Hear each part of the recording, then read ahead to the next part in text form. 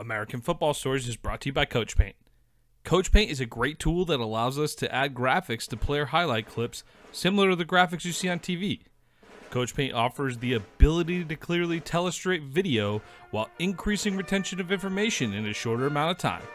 Up your game with Coach Paint today.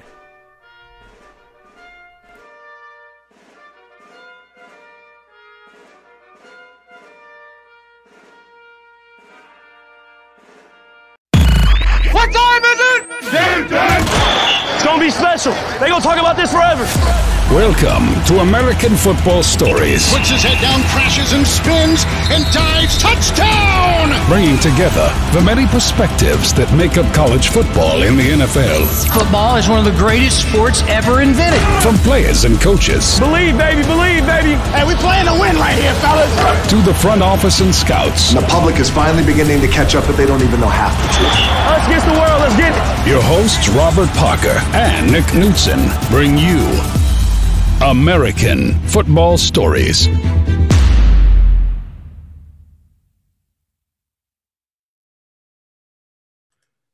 Welcome to the American Football Stories podcast.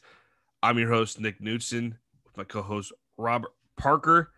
Today is December 27th, 2020, and we are recapping Week 16 of the NFL. We're not going to dive too much into bowl season because, quite frankly, it's great that we have bowl games, but it's just not worth overanalyzing right now, in our opinion. So we're going to focus on just recap Week 16 of the NFL this episode. I know we normally drop a college football episode as well, but we're just going to stick with the NFL this week because we got playoffs coming up and there's plenty to talk about. All right, starting on Christmas Day. I liked having a Christmas game, man. We don't have this too often, but the Vikings absolutely get hammered by the Saints. I hope they didn't ruin your day too much, Rob. I know you didn't have the highest of expectations, but you do have Alvin Kamara on your fantasy team, and he went for 22 carries, 155 yards, and 6 touchdowns. That's an okay stat line. That's an awesome stat line. Those are video game numbers, I tell you. And just watching that unfold while I was watching the game, I'm just like, are you serious? Is this guy human? And it really seems like, this offense goes as Alvin Kamara goes. And especially with Michael Thomas kind of been banged up and, his ordeal throughout the whole season, this is kind of Alvin Kamara's team on the offensive side of the ball. So I think, they're going to have to ride him harder in the playoffs to make a late playoff push to ultimately wind up in the Super Bowl to finish this season. So great game for Alvin Kamara, horrible game for my Vikings. This is probably one of the worst defense that Mike Zimmer has ever had. And it goes to show you with Alvin Kamara putting up 6 touchdowns. I think he said so after the game, didn't he? Zimmer. Yeah. I mean, I'm pretty sure he agrees. And if you're a Zimmer guy, you're a Vikings fan, everyone agrees in that regards to that. This defense is just horrible. I know Danielle Hunter, pretty much not playing the whole year. Anthony Barr and Hendricks kind of getting banged up. That really hurts. But for the most part, this defense has been horrible all year long. Vikings officially eliminated from the playoffs. The Saints, they hold on to that 2 seed behind Green Bay right now. Critical because you get home field up until that Green Bay game. So good for the Saints. Good win for them. Another big win in the NFC South on Saturday afternoon. Tom Brady and the Bucs, 4 touchdowns, 348 yards passing for Tampa Bay. Keyshawn Vaughn gets going with 15 carries on Saturday. I thought he was going to be a little more active in the backfield this year, but they got plenty of mouths to feed in that offense. So it's tough to find guys, but we're seeing Brady get in a rhythm at the right time. And especially it's nice to see at times earlier in the season, he was a little discombobulated with Mike Evans. It's nice to see them getting on the same page. Evans goes for 181 yards, 2 touchdowns. Tampa cruises. I think they were up 40-0 before the Lions even got on the board. 47-7 over Detroit. Tampa locks up a playoff spot and moves up into the 5th seed, looking like they'll end up playing the Washington or Dallas in the first round. So that's a favorable first round matchup for the Bucs. Yeah, this game was all about Tom Brady and the offense. Just like you said, Nick, he really seems like he's coming into his own. It really seems like, during this late season playoff push, he's turned on the light switch and he's clicking on all cylinders.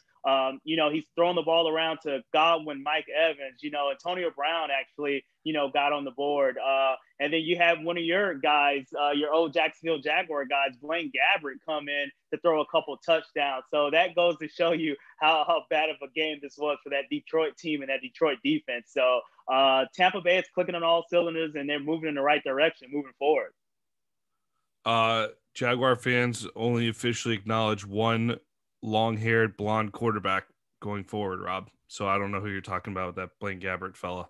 San Francisco beats Arizona 20-12. The 49ers improved to 6-9. And probably on a more meaningful note, they absolutely screw the Cardinals. The Cardinals were sitting in that 7 spot. Chicago Bears end up jumping into that by the end of the day. You got to win this game for Arizona. Kyler Murray, I know he got hurt at the end of the game here, but not his best game overall. And we've seen this from the Cardinals. They got a little bit of an up and down nature to them. I think it's a sign of a team that's growing, that's learning how to win. They're not quite bringing it week in and week out, and they get burned like this sometimes.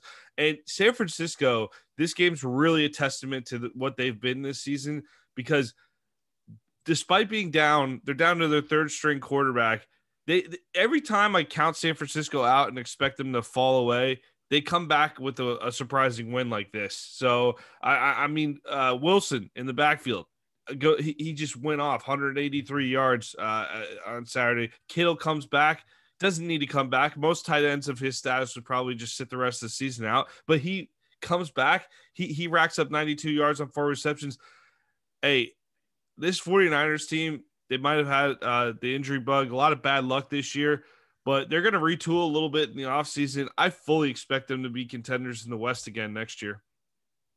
Yeah, and I definitely agree with that. It really seemed like, Arizona kind of came out and expecting San Francisco to kind of lay down and let them get a win. But, this San Francisco team is gritty. They're tough on both sides of the ball. Just like you said, Jeff Wilson kind of came in and kind of, ran over this Arizona defense, and they had no answers for him. It really seemed like, the San Francisco offense is designed for the running game, and it seems like they can put any running back in there, and they're going to get over 100 yards week in and week out. Right. And welcome back, George Kittle. That Iowa Hawkeye connection was hitting on all cylinders with CJ Beathard and George Kittle.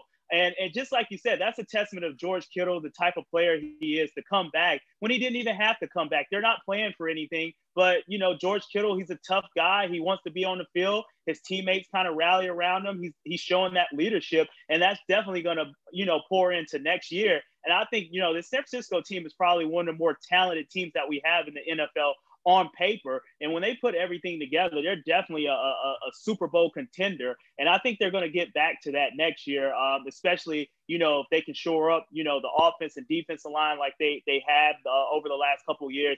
And, John Lynch is going to do a good job in coming this year's draft. So I expect this 49ers team to be right back in the thick of things next year. Yeah, they just bad luck, man. Bad luck for them this year here and there. So obviously they're eliminated from the playoffs, but they deal the Cardinals a serious blow to their playoff hopes. They're going to need some help next week, including a Bears loss and a win themselves. One of the best games of the weekend, Miami goes out to Las Vegas, and the Dolphins steal one in the desert, Rob, 26-25. Fitzpatrick comes in for Tua in the fourth quarter, gets probably completes the pass of the season. He gets his head absolutely spun around on a face mask and just launches the ball up in typical Fitzpatrick mode, but there's a blown coverage. Guy settled in between, it looked like cover 2, settled in between the safety and the corner, didn't drop deep enough. And just Fitzpatrick just lofted one up, fell right in the breadbasket, and the Dolphins were in field goal range. Miami, critical win because this keeps them in the playoffs. I mean, if they lose this game, that would have been bad. Not only keeps them in the playoffs, but they end up moving up to the 5 seed. So big win for Miami here. Interesting model we're seeing with Tua. He was just flat out benched. I know before we speculated with that Broncos game whether or not it was a thumb injury that or some kind of injury. I forget exactly right now, but I remember it was like people were making a big deal about him being benched, and it looked like he was injured. Well, this one, Flores just straight up pulled him and put Fitzpatrick in. You would think that's not a great thing to do on a regular basis, but it seems to work for Miami, and those two seem to have good chemistry too on Fitzpatrick. But look, let's be real. Fitzpatrick was playing really good when Tua came in this season, and to have him there almost as like a relief pitcher, like why don't we see this more often in the NFL? If one quarterback's not playing great, if you got another guy you think could go, put him in. Yeah, and I definitely agree with that. And it seems like it's been working for the Dolphins, at least the last couple of weeks when, Fitzpatrick kind of come in that relief effort to kind of spell Tua if he's having a bad game. Me personally, after this victory that Ryan Fitzpatrick kind of pulled off, how can you not go with him as your starting quarterback? I know Tua is going to be the franchise guy. I know you're, the tank for Tua. You finally got your guy. But at the end of the day, Ryan Fitzpatrick, he just has that magic. He just has that moxie about him. And he just goes out and he make plays. So I think you kind of have to reward the guy to give him a start and, a starting position at the quarterback moving forward. And, you can ultimately do the pitch count with Tua. So if Ryan Fitzpatrick starts the game and he's not playing well, maybe you go to the bullpen and you bring in Tua. But I think you have to start Ryan Fitzpatrick because moving forward, this Dolphins team, you can't start out slow and try to pick up at the end of the game. You want to start fast. And I think, in order to start fast, I think you have to get Ryan Fitzpatrick as the starting quarterback. But great gutsy win for this Miami Dolphins team. And, this Raiders team has just kind of been going downhill, the last couple of weeks. And it really looks bad. I know Derek Carr came back. He threw for over 300 yards. Nelson Aguilar had a big game, 5 receptions, 155 yards. But once again, this defense on this Raiders team really looks depleted. And I don't know. John Gruden got to go back to the drawing board in the offseason and kind of get this Raiders team moving forward. The Raiders have no-showed for the last month of football, so I'm going to no-show in talking about them at all and go back to Miami real quick. What's your ceiling if you're the Dolphins? Like if we're running the Miami Dolphins together and we're sitting in a room and we're being honest with ourselves, what's our ceiling as a football team right now?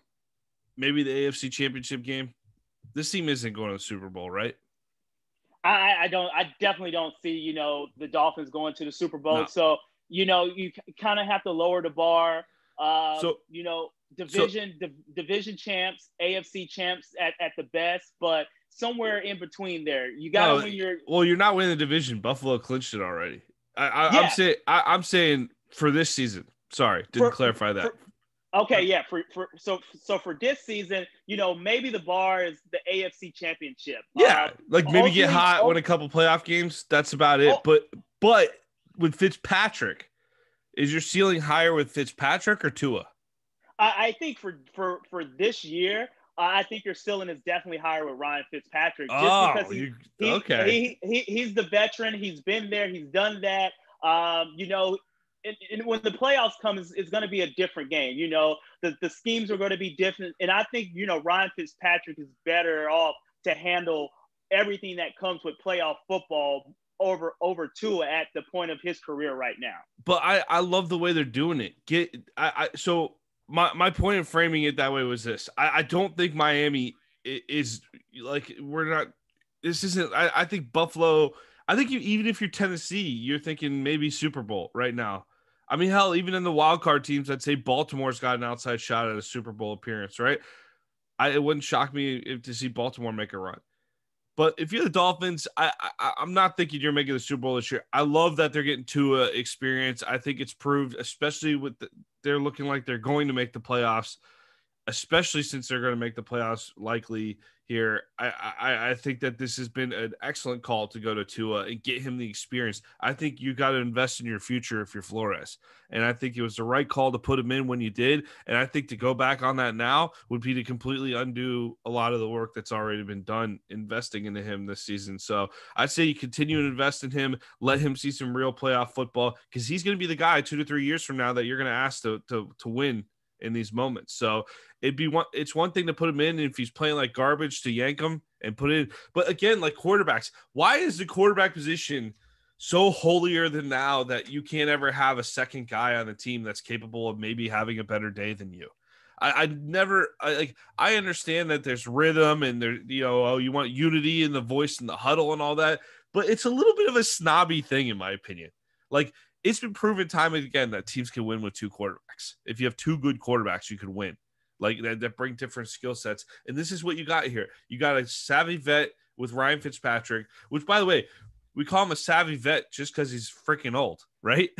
Like, the guy is also known for like having he might throw for 5 touchdowns one week, but he throws for 5 interceptions the next. That's been the story his whole career, right? But he's got an awesome beard. He's really funny. He gives good press conferences, so we all love the guy. And he puts up and he makes throws like he did the other day with the face mask getting pulled over. We all love the guy because of that, right?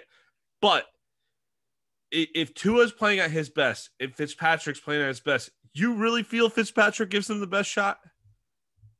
I really do. And just right. for this I want year, to give you one more shot at that. Just for this year. And the reason why I say that is because, I know Ryan Fitzpatrick. He's the savvy veteran. He's older. And I kind of really think he's trying to leave it all on the table. And, with that being said, I really think he's going out there. He's playing loose. He knows this is Tua's job moving forward. He's the franchise guy. And I just think he's playing, carefree football. So I don't think he's going out there, worrying about losing a starting position. I just really think he's going out there trying to play carefree football, and it's actually working for him.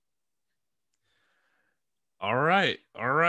We disagree on that one. I think you go with Tua use Fitzpatrick in relief the way he's been doing, but I do hear your point. I do hear your point on that. All right, in the most disappointing game for me all day, because Patrick Mahomes is my fantasy quarterback, which I know you deeply care about, Robert, but the Chiefs, they win a defensive slugfest with the Falcons, 17-14. When you saw the Falcons going to Kansas City, didn't you expect this score to be somewhere around like 44-28? Yeah, I looked up at the scoreboard and I was just like, wow, the Falcons are winning. What's going on right now? But then I was like, you know what? The Falcons, they're going to find some way to blow the game and lose it late in the fourth quarter. And that's what ultimately kind of happened. So another, blown lead for the Falcons. Yeah, I never heard of it. Atlanta was up with about 4.5 minutes left, 14-10. Kansas City goes down, of course, gets a clutch touchdown from Mahomes. And Atlanta had a chance to tie this at the end of regulation here. Young-Ho Koo misses a late field goal. The Falcons lose by 3. Pretty typical game we've seen from the Falcons this season. Chiefs also becoming a typical thing. Close wins. Rob, are we going to see this? They lock up the 1 seed for the playoffs. Kansas City does. Are we going to see this close thing come back and bite them in the playoffs? Because I'm thinking last year, even in the playoffs last year, we saw multiple 10-point comebacks, right? With Kansas City, that was their story last year in each of the 3 games they played. Are the Chiefs living too close to the edge for comfort here? Are we going to get a day where Josh Allen comes in and is red hot and they're not going to come back from double digits? I'm kind of feeling that right now. Yeah, I'm definitely right there with you, Nick. But once again, this Chiefs offense just have too much firepower. So once again, a double digit, lead for another team. It's just not the same when it comes to this Kansas City team, because they can kind of rattle off touchdowns back to back. So yeah. I think one of the things that I was most disappointed with is Andy Reid. I know Andy Reid, he's one of the best play callers that we probably ever had in the history of the game. But why are you throwing a wide receiver throwback to Pat Mahomes 15, 20 yards down the field? Like, do you realize how much money you gave Pat Mahomes to throw the ball? Let me ask this, because I think that brings up a good point. Are the Chiefs just like a little bored? Like, they're getting everyone's best shot. It's everyone's Super Bowl when you come to play Kansas City, and they get everyone's best shot week in and week out. And they're like good enough to handle it and keep winning, go 14-1 this season. But at some point, are they just like ready for the playoffs? Is that what we're seeing? I know you're not, they'll never admit that, but I think that's what you're seeing a little bit.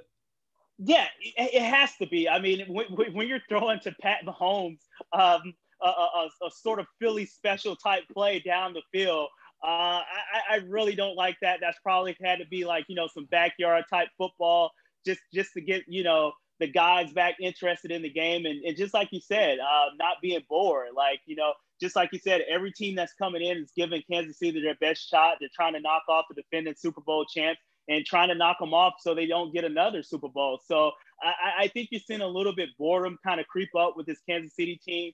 But ultimately, hopefully they can kind of pull it in and make a deep playoff run. But, with Patrick Mahomes and the weapons he has on the offense side of the ball, I see them right back in the thick of things going forward. The Jets give us another shocking result, 23-16 victory over the Browns. And this was just thorough dominance on the part of the Jets. Obviously, Cleveland gets hit with COVID issues before the game. 4 receivers end up staying home. Really difficult situation for the Browns. Travel plans are all screwed up. Of course, this happens to Cleveland too. Like Cleveland sports, you just don't catch a break. But Browns had a chance to lock in a playoff spot with a win over the Jets, and they can't get it done. To rub salt in the wound, it looked like Pittsburgh was going to lose 2 yesterday before they came back and won. So Cleveland started the day thinking, wow, we might have a chance to actually win the AFC North next week. And now it's you better beat the Steelers. Otherwise you're going to miss the damn playoffs next week. And my Browns playoff prediction is going to be completely wrong, man. So the Jets, they get it done. They make a lot of people down in Duval happy, but we'll get to that in a minute. I want to focus on the Browns here. What do you feel about how do you explain this loss? Even with all the miss guys, you still got Nick Chubb, Kareem Hunt, Baker Mayfield. You had plenty of weapons yesterday, Cleveland. This was just a no-show by the Browns. I can tell you what happened, Nick. Baker Mayfield, he threw 53 times, and Nick Chubb only ran the ball 11 times. If you're down 4 of your top wide receivers, why are you dropping back, throwing 53 times and not handing the rock off to Kareem Hunt and Nick Chubb? So I think, Baker Mayfield has been playing really, really well the last couple of weeks. But, sometimes the game plan changes. And I think that's the thing you see that, Bill Belichick does really, really well that a lot of coaches don't do well. He kind of adapts to the particularities of the game. And I think, the Cleveland Browns didn't do that. You kind of had the COVID situation come up in your wide receiver room. So why not just pound the rock and play defense? And that's something that the Cleveland Browns didn't do. And the Jets, they're not the best team that we have. Of course, they only won 2 games on the season, but they're a gritty team. Frank Gore, he's a savvy veteran.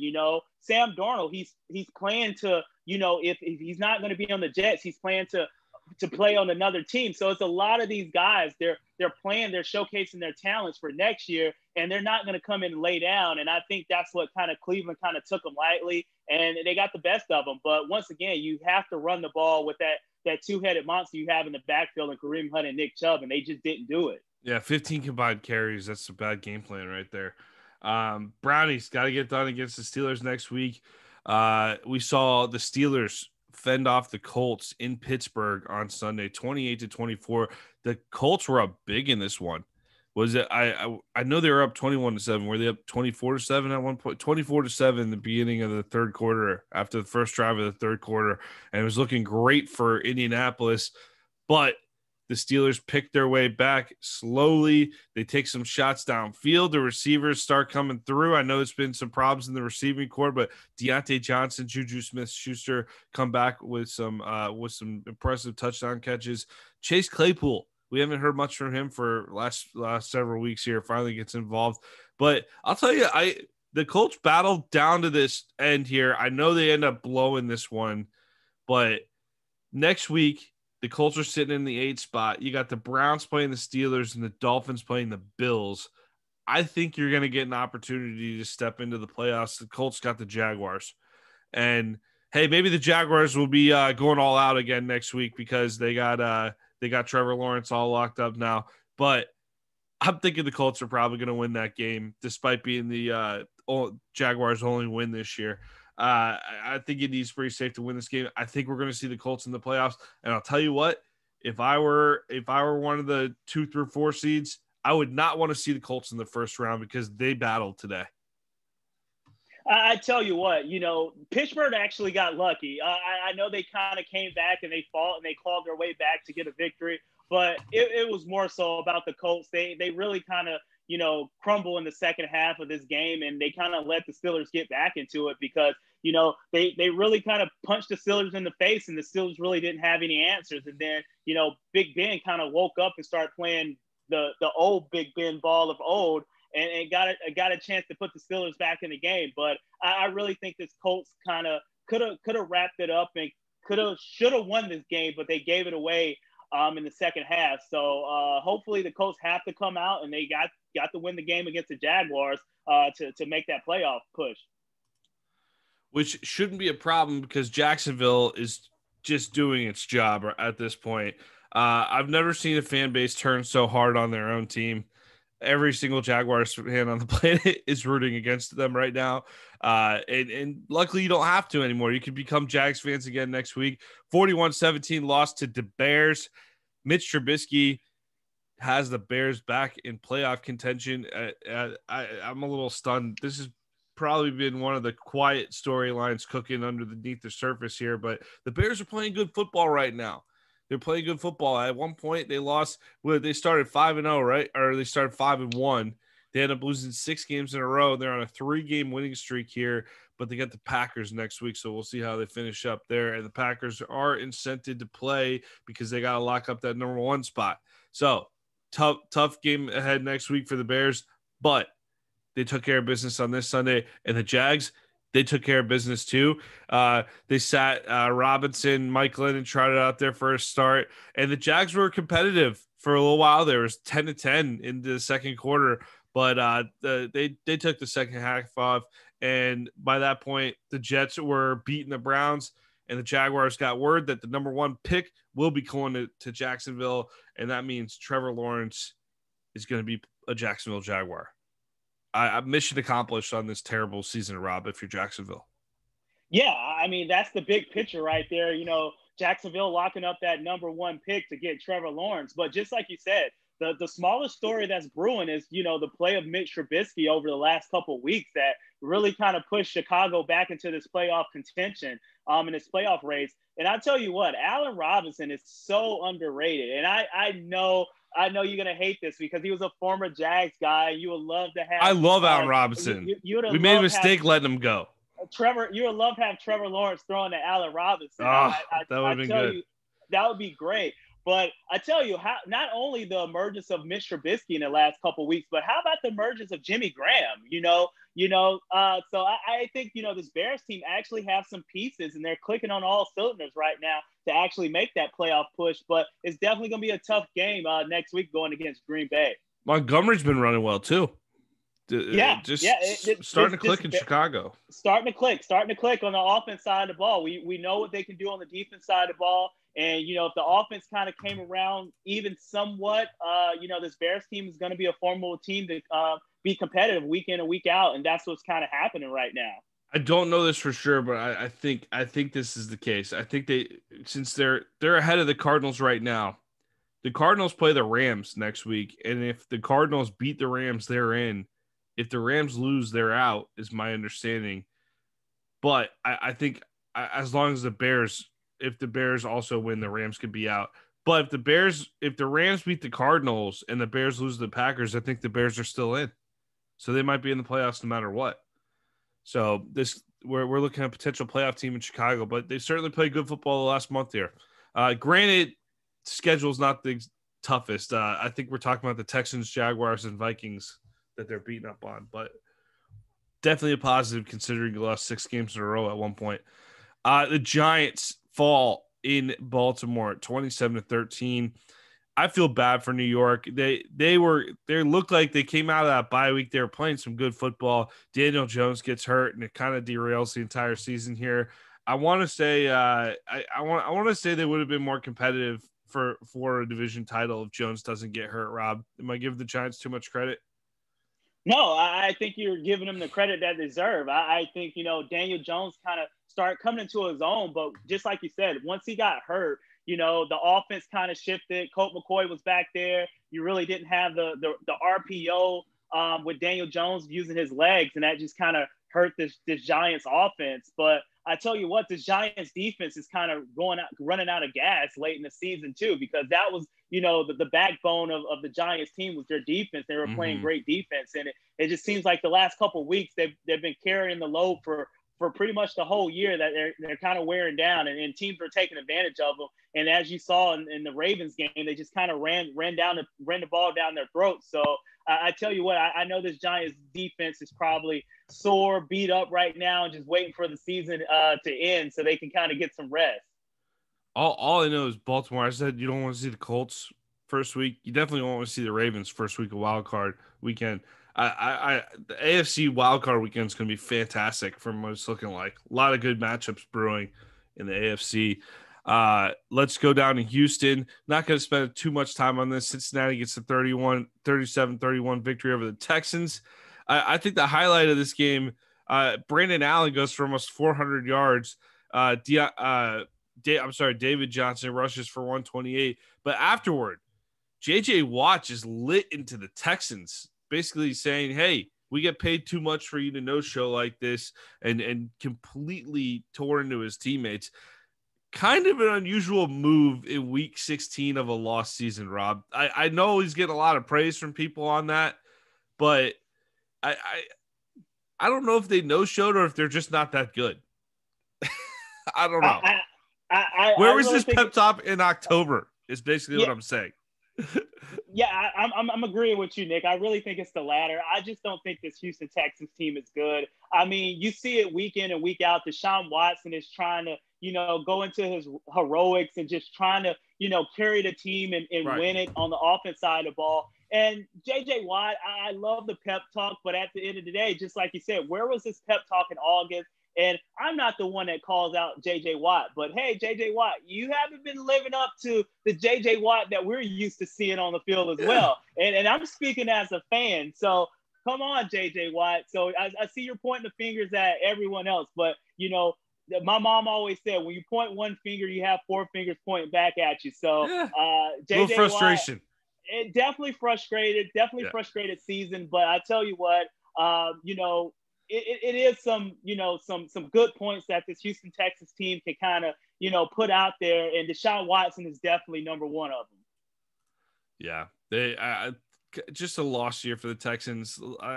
They're definitely a team with some high potential to regroup and bounce back next year. But then again, you got to face those Jacksonville Jaguars with Trevor Lawrence. I don't know. Division might belong to Jacksonville for the next 20 years, Rob. Hey, that could be it. I mean, Trevor Lawrence, all world coming in. Let's just wait to see it play out. Let's just wait and see. We shall wait and see, Nick. All right, so the Chargers get their third win in a row, and I gotta tell you, Justin Herbert rookie campaign, good on the Chargers for getting him some work. Good on the Chargers for getting some wins, because I think we were starting to worry about Anthony Lynn there. I think Lynn is safe at this point. I'd be surprised if they made a change. Could be completely wrong on that.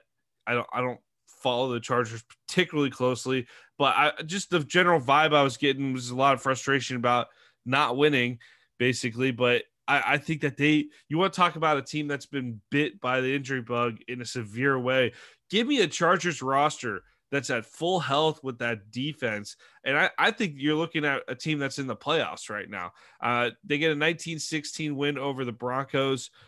Drew Lock has two interceptions on the day, but he keeps the Broncos around. They stay competitive in this one. Nobody really jumps off the page statistically. I did like at the end of the game, there's a nice Hail Mary play where Mike Williams steps up and makes a catch. I was like, man, who's that safety making that catch? Oh, it's Mike Williams. Yeah, I tell you what, definitely you got to put Mike Williams back there in that situation. Not kind of like when the Patriots put Gronk back there. It didn't work out for them. It did work out. I mean, Gronk is definitely one of the players you don't want to have back there, but Mike Williams is a little bit more athletic, so definitely want to have Mike Williams back there. Yeah, so Chargers get the win in a game that doesn't mean a whole lot in terms of the playoffs. A game that did mean a whole lot yesterday was Carolina goes into Washington and just wrecks the football team 20-13. And I say wrecks, it's only a touchdown, but Carolina was up 20-0 in this one.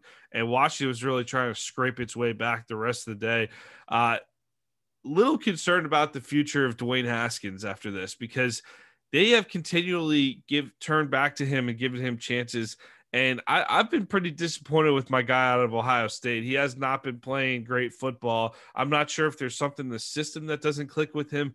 When I watch him, Rob, he just seems to not be super he just seems to get flustered quickly in the pocket, and he tries to maneuver himself, and he's not that quick. He doesn't have the type of feet to do that. Like, he needs to hang in the pocket more and be more stubborn, I think, sometimes, because anytime he takes off to run, he just gets caught right away. It's ugly. He ends up forcing some stuff. Alex Jones, I know, there's questionable for next week. Washington will host Philadelphia. I think they bumped that to Sunday Night Football. But if Washington loses, it looked like they had this division wrapped up with all certainty. If they lose, the Dallas Cowboys have slowly snuck their way back in. Both teams sitting at 6-9. Washington holds the 2-game tiebreaker over the Cowboys. But since they have the same record, Dallas wins on Sunday, Washington loses, Dallas will get the playoff spot. Yeah, and it really seems like, Dallas is trending upward and the Washington football team is trending downward. And one of the reasons is because of the play of the quarterback. Just like you mentioned, Dwayne Haskins, for some reason, it's just like, he's uncomfortable. I don't know if he's uncomfortable with the scheme or uncomfortable with Ron Rivera as the coach or whatever the case may be. But if you're the Washington football team, you have a good defense, you have a good running game. Antonio Gibson came back. J.D. McKissick, you have two guys that can get the job done. So why not pound the rock and just play good defense? That's kind of seemed like the formula, like, to win games. I know it might not always work, but when you kind of don't have the quarterback play that you need to kind of go over and win the game, you kind of want to rely on your defense and your running game. And that's something that Washington has, and they didn't do against Carolina. And Teddy Bridgewater, on the other hand, he didn't play a tremendous good game, but he was consistent. He was steady. 19 for 28, 197 yards, 1 TD, 1 interception. That's not great numbers, but that's managed the game. So if you can't get your quarterback to go out and win the game, the best thing you can do is rely on the running game of your defense and kind of manage the game and not turn the ball over. And that's what Dwayne Haskins did before he got benched. He threw 2 interceptions and he fumbled. So that's definitely a good way to get your team to lose and not make the playoffs. So I tell you what, this Cowboys team is trending upward, and just like I said, Washington is trending downward. You like Washington to beat Philly next week? I don't even like Washington to beat Philly next week. Well, Dallas had no problem with Philly. I was expecting more out of the Eagles after they played so well out of Arizona. I felt like it was a fun game. But I think Jalen Hurts gets exposed this week a little bit. So before all you Philly folks who are just ready to toss aside Carson Wentz like he's nothing, this is a Jalen Hurts game where you got to look and say, we saw the good in Jalen Hurts and we saw the bad. Second half shutout, 37-17 loss here. Andy Dalton, man, going for almost 400 yards and 3 touchdowns. I got to say, I normally am not a Cowboys guy, but I love Andy Dalton. I would love to see Andy Dalton make a run in the playoffs. So I'm okay with this storyline right now. Dallas gets a clutch win at home. CeeDee Lamb's looking good. Zeke's running for over 100. Hey, things are clicking right now in Dallas, and I think if the Cowboys get this win next week, let me double check who they're playing here. They are playing at the Giants. That's doable. They take care of the Giants next week. I certainly think they got a real shot because it's like you said, I think this Eagles team, they're playing some ups and downs, but they've got a little energy under Hurts, and I think they're going to be a tough out for the Washington football team next weekend.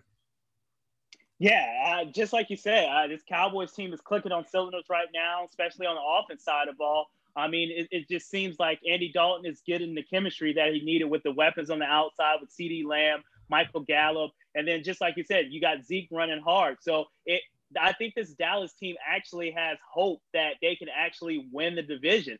earlier in the year, it really seemed like they were kind of getting down on themselves and they wasn't playing disciplined football. Now it just seems like they're rejuvenated and they just got a shot of energy. And it's just like, hey, let's go out and lock up the division, make a playoff push, and let's see what happens. But I tell you what, I think this Cowboys team gets the job done next week against the Giants. And I think the Eagles actually beat Washington. I think, Jalen Hurts, he kind of had the ups with the wins that he kind of racked over the last couple of weeks. But I think this is he saw the down of not winning games. He didn't play too bad, but once again, you got to put up points in the second half. You can't put up a donut in the second half. It was more the interception, like the one interception in particular he threw, Rob. It was terrible. But I mean, the guy's a rookie. He's only started a few games. He's allowed to do that. But I'm saying you also have to recognize that this year's been a bit of a disaster on a lot of fronts for Philadelphia. My point is this. I have a hard time laying it at the feet of Carson Wentz. And there's no reason to make a move with Wentz. You got Hurts. Hurts is young. He's fine. You can keep both next year. You don't have to be forced to make a move this offseason. That's all I'm saying. Yeah, and I definitely agree with you. And the reason why I say that, once again, their wide receiver room was depleted. We see Deshaun Jackson come back and make a big-time play like we see Deshaun Jackson do. Alshon Jeffrey has kind of been banged up and hurt all year long. So you're really relying – if you're Carson Wentz, you were really relying on, a banged-up Zach Ertz and a Dallas Goedert. And then you had a whole bunch of, rookie receivers. So – I think, just like you said, Nick, I think you got to give Carson Wentz another shot at this. Bring Jalen Hurts back, kind of have him duel it out, over in training camp, and best man wins the job. But I can't lay all the blame on Carson Wentz, especially when both sides of the ball was playing horrible, early on in the year. All right, let's go out west. Critical NFC West matchup here for the division title, and the Rams don't even manage to find the end zone. Seahawks 20, LA 9. Hey, this has been typical of the Rams this year. One week they look like Super Bowl contenders. The next week they don't find the end zone. I mean, Seattle's been playing some good football of late, especially on the defensive side of the ball since that Bills game where they got slaughtered. But this was an awesome game. The defensive battle, you don't see games like this a whole lot in the NFL anymore. And super competitive effort on the part of the Rams. It's shocking to me that they might actually miss the playoffs, considering I feel like they are definitely a wild card team that could make a Super Bowl run. But the problem with it right now is they just gave up the 5 seed to Tampa. I don't see Tampa losing to Atlanta next week. I think that 5 seed's got a shot to make a run in the playoffs here, but the 6 and 7, you're going to take a road trip to New Orleans or Seattle the first round. So I think LA just kind of screwed itself for the playoffs here by not winning the division. Pete Carroll gets his 5th division title in 11 years in Seattle. The Seahawks are sitting in the 3 spot behind the Saints and Packers right now. The Saints next week, Rob, they got Carolina. Green Bay's got Chicago, and Seattle ends with, I want to say, the 49ers. So thinking those 3 teams are going to end up winning, and we might be locked into the 1, 2, and 3 spot. But either way, Seattle, good win. You get a first-round playoff game. Yeah, great win for Seattle. I tell you what, we were kind of, throwing the Seattle team to the wayside a couple weeks back just because of the play of Russell Wilson. But it kind of seems like, with Chris Carson coming back in the lineup, they're relying on that running game, and Seattle's defense has kind of been showing up the last couple of weeks, and they're, making plays. Quandre Diggs, Jamal Adams, Carlos Dunlap. So it really seemed like that defense got a shot of energy, and they're kind of keeping up with the offense side of the ball with Russell Wilson. So if you can have a complete Seattle team, they're definitely going to be a hard out moving forward in the playoffs. I'll tell you that. Sticking in the NFC here at Green Bay. Keeps that 1 spot, but they take out Tennessee, which had a chance to clinch the AFC after Indianapolis has lost, but the Packers just absolutely destroy the Titans 40-14. Aaron Rodgers goes for 4 touchdowns. A.J. Dillon out of Boston College, rookie running back, breakout. He looked the way that Derrick Henry looks most weeks. 21 carries, 134 yards, and 2 touchdowns. Devontae Adams looks like he's from another planet, though, yesterday. I was stunned that the Packers made it look like – I mean, did you even recognize that it was a snow game the way Rodgers and Adams were connecting on all those passes? Yeah, I think that's probably one of the biggest home field advantage moving forward. The frozen tundra, and I know fans make a big difference, but I tell you, it's kind of hard to go out there and play in that cold weather, and that was definitely the case with Tennessee. Aaron Rodgers, he's used to it. Devontae Adams and those guys, they're used to it, and it was just seeming like they was playing backyard football in the snow, and they're having fun with it. But every team can't go out there and replicate what the Green Bay Packers do. So I tell you what, that's probably going to be the biggest home field advantage moving forward. Colts got the Jaguars next week at home. Titans go on the road to face the Texans. If the Colts win, the Titans lose. Hey, the Titans could fall all the way out of the playoffs potentially. But I definitely I think that the Titans will end up winning, so I don't think that'll be an issue. But division will be on the line next week. The Titans are in the driver's seat. All right, Monday Night Football. The Buffalo Bills go to New England at 8:15 on Monday night. Not really much to play for other than pride and maybe seeding. Buffalo still jockeying to grab that 2 spot, but they could end up falling. They could end up falling as far as the 4 spot. Either way, they're getting a home playoff game. AFC East champs. Got to be nice for Buffalo to roll into New England with the AFC East already locked up, Rob. Yeah, and I tell you what, this is probably going to be a game that Buffalo just wants to go out and win and dominate, just to have a little confidence going into the playoffs, and also stick it to the New England Patriots a little bit. So I tell you what, I don't expect a letdown from this Buffalo Bills team. It really seems like Josh Allen is on a mission. He said he came out and made a statement. He said, it's great to win the division, but he wanted to host the Lombardi. So I tell you what, in order to host the Lombardi, you got to win these games right here, and I see him going out and winning it. This has been another episode of American Football Stories. Thanks for checking us out. Be sure to subscribe to us. We also have a YouTube channel. Check that out. Subscribe there. American Football Stories on YouTube. Just search American Football Stories on YouTube. And we'll send you out with a word from our sponsor, Coach Paint. American Football Stories is brought to you by Coach Paint. Coach Paint is a great tool that allows us to add graphics to player highlight clips similar to the graphics you see on TV. Coach Paint offers the ability to clearly tell a straight video while increasing retention of information in a shorter amount of time. Up your game with Coach Paint today.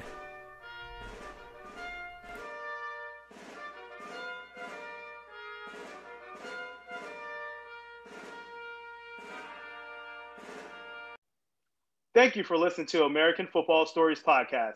Please subscribe to our YouTube channel, American Football Stories. We are working to grow our network on YouTube, and we'd love to have you subscribe. You can find us also on Apple Podcasts, on Twitter, at American FB Story, and on our website, AmericanFootballStories.com. I am Robert Parker. My co-host is Nick Knudsen. This has been another episode of American Football Stories.